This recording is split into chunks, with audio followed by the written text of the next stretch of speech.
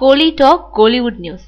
ரஜினியோட மோதுறாரு நானி சுதீப். ராணா படத்தோட பூஜை அன்னைக்கே உடல்நலக்குறைவு ஏற்பட்டு பின்னாடி சிங்கப்பூர்ல சிகிச்சை பெற்று நாடு திரும்பிய ரஜினிய 2 வருஷங்கள் வரை கடினமான கதைகளை நடிக்க கூடாதுன்னு மருத்துவர்கள் அறிவுறுத்தினாங்க. அது காரணமாக தான் இந்த இடைவெளியில கோச்சடையான்ற அனிமேஷன் படத்துல நடிச்சாரு. இப்போ அந்த படம் ஏப்ரல் மாசம் திரைக்கு வரவும் தயாராயிடுச்சு. இந்த நிலையில ரஜினி அடுத்து நடிக்கும் படத்தை ராக்லைன் வெங்கடேஷ் தயாரிக்கிறதா செய்தி வெளியாகி இருக்கு. KS ரவிக்குமார் இயக்கும் இந்த படத்துக்கு இசையமைப்பாளர் ரஹ்மான், ஒளிப்பதிவாளர் ரத்னவேலு ஆகியோர் கமிட் ஆகி இருக்கிறதாகவும் சொல்லப்படுது.